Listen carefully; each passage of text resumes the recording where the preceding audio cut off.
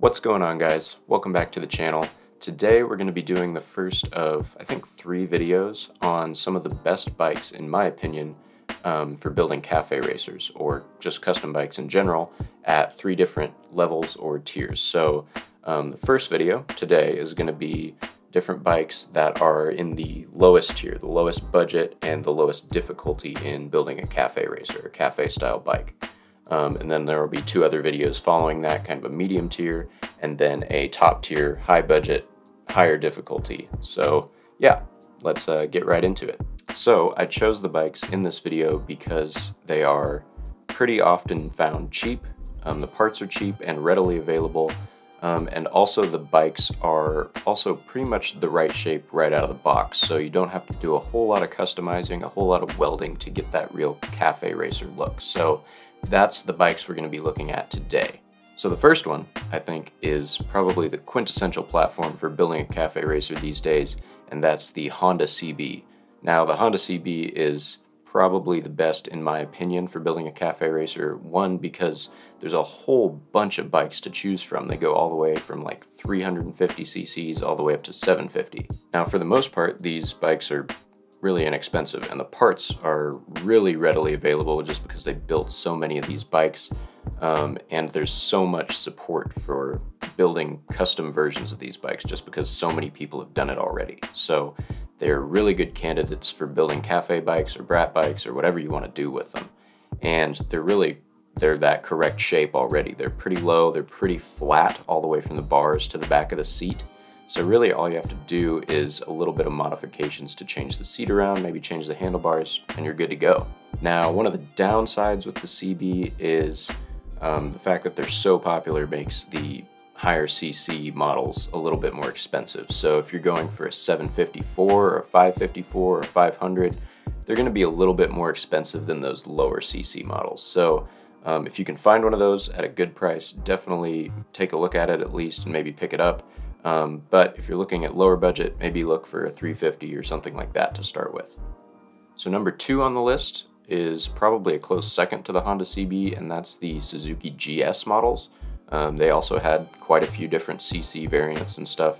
And they're also pretty reliable. They have some shaft drive models if you want to get into those. They're a little bit different of a shape than the chain drive ones, but really they're very reliable bikes. I would say these bikes don't have quite as much aftermarket support and parts readily available, but it's a Japanese bike, so there's still tons of parts and stuff available, so it's not really going to be a problem to find information on these bikes. It's just not quite as easy as the Honda CB probably will be.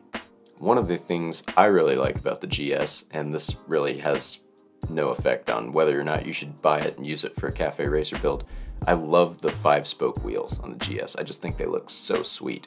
I know a lot of people will probably disagree with me on them and talk about how they love wire wheels and stuff, but I love those wheels. So number 3 on the list is probably one of the best deals you can find most often if you go on the internet. I know I find a lot of good deals on these bikes when I look on Craigslist or things like that, and that's the Kawasaki Z bikes. I don't see them quite as much as CBs or GSs, but when you find them, they're usually pretty affordable and you get a lot of bike for the money. Like the GS and the CBs, the Kawasaki Z bikes are already that correct shape, really flat all the way through, so it's really easy with just a couple minor tweaks to get that cafe racer look. And they're also really reliable bikes. Once again, I don't think there's quite as much like aftermarket support as the CB, but there's still tons, so it's not going to be hard to find information. I'm pretty sure Taylor over at Classic Octane on his channel, he's done a couple Z bikes, so definitely go check him out if you're looking for information on them. But yeah, really good bike to use if you find one. Number 4 on my list of beginner bikes to use is the Yamaha SR400 and 500 bikes. Now, I don't come across these bikes very much, at least in my area, but when you do find them, they are really pretty affordable.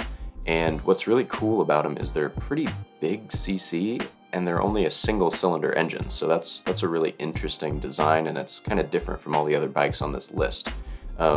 Now, the single cylinder, really easy to work on, very mechanically simple, and they sound really cool. But one of the downsides to this bike is it's definitely not going to be the fastest thing on the road, so just keep that in mind when you're looking at these. Alright, the last one, number 5 on my list, and this is also another Yamaha, and that's the Yamaha XS650s. So I've come across these a couple more times than I've seen the SR bikes when I'm looking on Craigslist and stuff like that. So at least in this area, they're a little bit more common, I would say, or maybe that's just my luck with them, but they're really, really good bikes because I think of all the bikes on this list, they probably have the most bulletproof engine. I've heard nothing but good things about these on the internet when I see builds that have been done with them, so really bulletproof engine, really good thing to start with. Hopefully you don't run into very many problems with it. I've heard the electrical can be a little bit of an issue, but the engines themselves are very, very good. Now these bikes also have a lot of readily available parts, and I don't imagine they're super expensive. But one thing that's really cool about these is a lot of people work on them. I know Dime City Cycles has a bunch of things that are made specifically for this platform and modifying them into sort of cafe bikes. So that's really cool. That's maybe one of your best bets if you can find one of these, because you're going to have a lot of build models and plans already laid out for you if you want to follow what somebody else has done. So yeah, definitely go check out Dime City Cycles for information and parts on these. Alright guys, that is it for the list of my 5 best beginner bikes for building a cafe racer or just kind of a custom bike in general. I hope you guys found this video helpful. Hopefully this gives you kind of a starting point to at least go on the internet and actually have some things to look up and search for when building your first bike. If you've already found a bike or you're already working on a project, make sure to leave down in the comments below what you're working on and what you plan to do with it, because I'd really like to hear that. Well, that's all I've got for you guys today. Make sure to keep an eye out for the more intermediate and advanced cafe racer bike list videos that I'm going to be coming out with, and I'll see you guys in the next one. As always, enjoy the road.